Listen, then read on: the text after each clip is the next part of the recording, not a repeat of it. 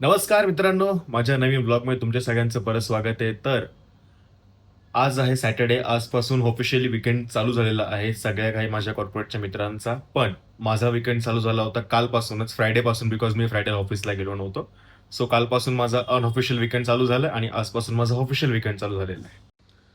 तर आता ह्या पॉइंटला मी घरामध्ये एकटाच आहे, कारण कल्पेश बाहेर गेलाय. त्याची एक फ्रेंड ती पण इथेच जॉबला आहे गुरगावला. तर कल्पेश तिला भेटायला गेलाय आणि त्याने मला पण इन्व्हाइट केलं होतं, पण मला कंटाळा आला होता बाहेर जाण्याचं, म्हणून मी नाही गेलो. तर आज मी दिवसभर घरामध्ये काय केलं, मी नेटफ्लिक्सवरती मूवीज बघितले, वेब सिरीज बघितले आणि आज असं काहीच काम नाही केलं. इव्हन लॅपटॉप पण नाही ओपन केला आणि घरातलं सगळं काम तर मी कालच करून टाकलं, कारण की काल मी घरी होतो म्हणून.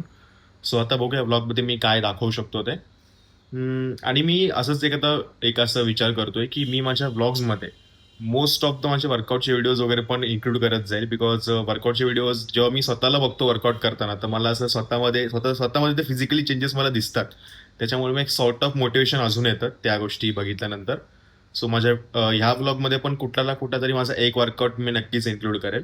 तर stay tune for that workout video. आणि आता 8:30 वाजलेले आहेत आणि मला भूक लागलेली आहे. तर मी जाऊन टिफिन घेऊन येतो, बिकॉज कल्पेश आय थिंक बाहेरूनच खाऊन येईल, बट तरी पण मी त्याला एकदा फोन करून विचारतो काय आहे ते. तर विल सी टिफिनमध्ये काय आहे ते.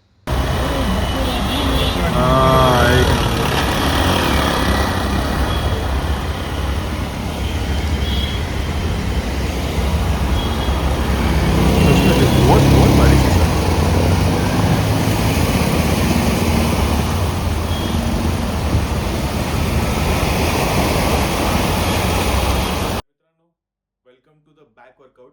आज मी तुम्हाला माझा बॅक वर्कआउट एक्सप्लेन करणार आहे. तर आपल्या बॅक वर्कआउटची सुरुवात होते पुलअप्स पासून. पुलअप्स हे तुमच्या बॅकसाठी एसेन्शियल आहेत. मी माझ्या वर्कआउट रुटीनमध्ये बेसिक वॉर्मअप केल्याच्या नंतर पुलअप्स परफॉर्म करतो. मी 95 kg माझा वेट आहे आणि मला अजूनही प्रॉपर पुलअप्स करता येत नाहीत. त्याच्यामुळे मी नेगेटिव्ह पुलअप्सचा यूज करतो. नेगेटिव्ह पुलअप्समध्ये तुम्ही फ्लोअरचा हेल्प करून स्वतःच्या बॉडीला वरती पुश करता आणि मग त्याच्यानंतर स्लोली स्लोली हळू त्याला खाली सोडता. मी याचे 5 सेट करतो आणि याच्यामध्ये me around 5 to 6 repetition perform करतो. बट याने माझ्या ओव्हरऑल बॅकमध्ये एक चांगला ब्लड फ्लो होतो आणि माझे मसल्स बेटर ऍक्टिव्हेट होतात.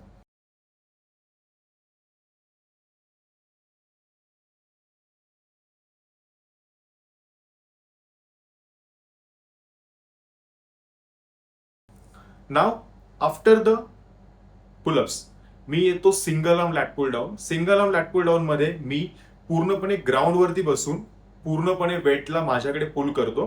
बेसिकली याच्यामध्ये मी माझ्या हाताची नॅचरल जी मुवमेंट असते, म्हणजे मी फक्त वर खाली असं करत नाही.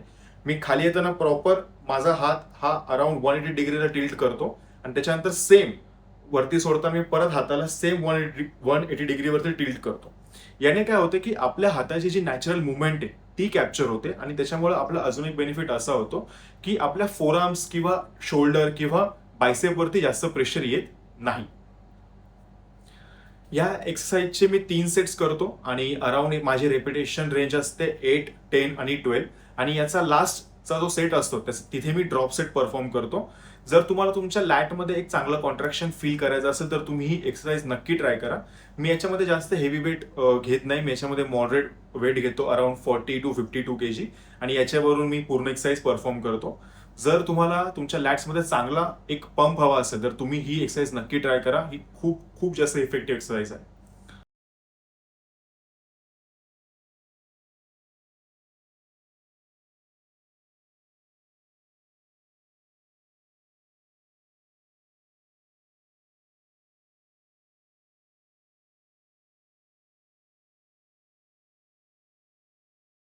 ना माझ्या लॅट पुल डाऊनच्या एका सेट नंतर, म्हणजे बॅकच्या विड्थच्या एका सेट नंतर मी चालू करतो single arm dumbbell rowing. Basically माझं वर्कआउट रुटीन असं असतं की मी एक विड्थसाठी आणि एक थिकनेससाठी अशी एक्सरसाइज घेतो. सिंगल आर्म डंबल रोईंग मध्ये मी एका हाताने पहिला सेट परफॉर्म करतो, नंतर दुसऱ्या हाताने दुसरा सेट परफॉर्म करतो.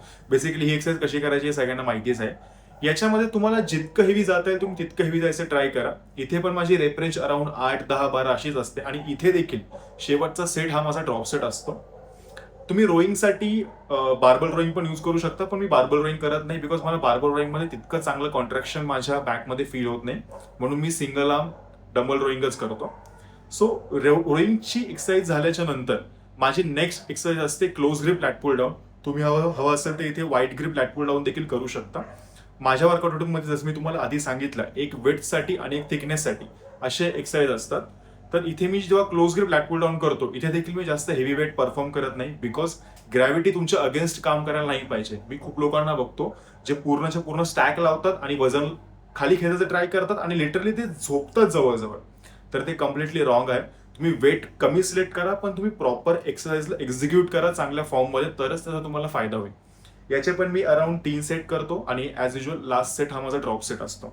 आणि याच्यानंतर मी थिकनेससाठी फक्त सीटेड केबल रोची एक्सरसाइज परफॉर्म करतो, ज्याचा व्हिडिओ अनफॉर्च्युनेटली मी शूट करायला विसरलो, सो सॉरी त्याच्याबद्दल. हा होता माझा ओव्हरऑल बॅक वर्कआउट.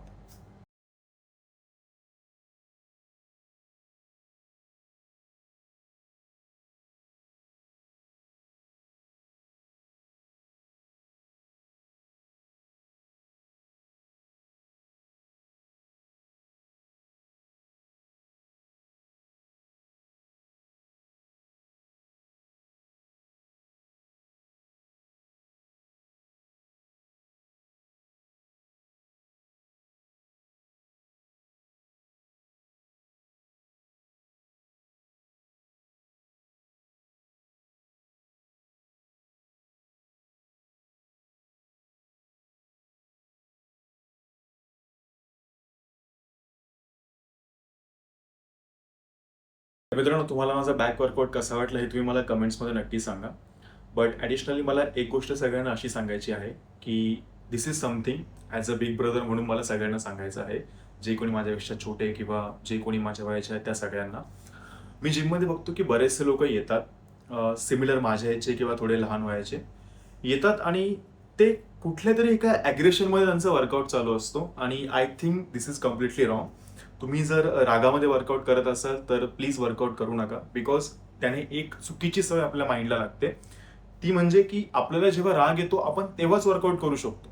म्हणजे मी अजून तुम्हाला जर इझी एक्सप्लेन करायला गेलो तर समजा आज मला एखाद्या गोष्टीचा राग आलाय, तर मी तो राग जाऊन जिममध्ये काढणार, हेवी वेट उचलणार, चांगली वर्कआउट करणार, चांगली एक्सरसाइज करणार. पण जर मला दुसऱ्या दिवशी राग नसेल आला तरी मी मुद्दामून एखादी गोष्ट आठवणार, मग जाणार जिममध्ये, मग वर्कआउट करणार. रोज रोज रागवणं हे आपल्यासाठी सायकोलॉजिकली आणि मेंटली देखील चांगलं नसतं. सो मला सगळ्यांना हे सांगायचं आहे की तुम्ही प्लीज रागावून वर्कआउट करू नका किंवा रागात वर्कआउट करू नका. याने तुम्ही स्वतःलाच हार्म करताय. जर तुम्ही फिजिकली जरी स्वतःला हार्म करत नसले तरी पण तुम्ही मेंटली आणि सायकोलॉजिकली स्वतःला हार्म करताय. सो रागात वर्कआउट करू नका, because exercise is something like a meditation, जे की तुमच्या इमोशन्सला, तुमच्या माइंडला शांत ठेवण्यासाठी तुम्हाला हेल्प करतं. रागामध्ये वर्कआउट प्लीज करू नका. जे कोणी वर्कआउट करतात, जे माझ्यापेक्षा एक्सपिरियन्स आहेत किंवा जे माझ्यापेक्षा लहान आहेत, मला सगळ्यांना हे सांगायचं आहे. आणि मी हे समजू शकतो की आपण सोशल मीडियावरती खूप सारं असं कंटेंट कन्झ्युम करतो जिकडे मोस्टली ब्रेकअपच्या नंतर किंवा सोसायटीमध्ये खूप सारं शेम मिळाल्याच्या नंतर एखादा मुलगा किंवा एखादी मुलगी जिममध्ये जाते, वर्कआउट करते आणि चांगली फिजिक बनवते, चांगलं कॉन्फिडन्स बनवते. येस, आय नो, बट ते सोशल मीडिया आहे मित्रांनो. तिकडे जे काही दाखवलं जातं ते कम्प्लिटली 100% खरं असेलच असं नाही. बिकॉज सोशल मीडिया हे तुम्हाला मोटिवेट करण्यासाठी, but at the same time तुम्हाला मिसगाईड करण्यासाठी पण असतं. सो तुम्ही रागामध्ये वर्कआउट करू नका, बिकॉज रागातून तुम्हाला मोटिवेशन मिळतं पण तुम्हाला डिसिप्लिन नाही मिळत. तुम्हाला डिसिप्लिन तेव्हाच येऊ शकतो जेव्हा तुम्ही तुमचं माइंड शांत ठेवाल, तुमच्या इमोशन्सवरती कंट्रोल करा. तर हेच मला तुम्हाला सांगायचं आहे. प्लीज रागात वर्कआउट करू नका. रागाने मोटिवेशन येतं पण डिसिप्लिन येत नाही. एनिवे, जर तुम्हाला माझा हा छोटासा ॲडवाईस आणि माझा ओव्हरऑल वर्कआउट जर तुम्हाला चांगला वाटला असेल तर तुम्ही या व्हिडिओला लाईक करा, शेअर करा, व्हिडिओवरती कमेंट्स करा आणि आपल्या चॅनलला सबस्क्राईब देखील करा. भेटू आपण नेक्स्ट ब्लॉगमध्ये. आणि I am sorry videos late येत आहेत, but back of the camera खूप साऱ्या गोष्टी चालू आहेत ज्या की मी हळूहळू तुम्हाला लोकांना सांगेल. तर बाय, भेटू आपण नेक्स्ट ब्लॉगमध्ये.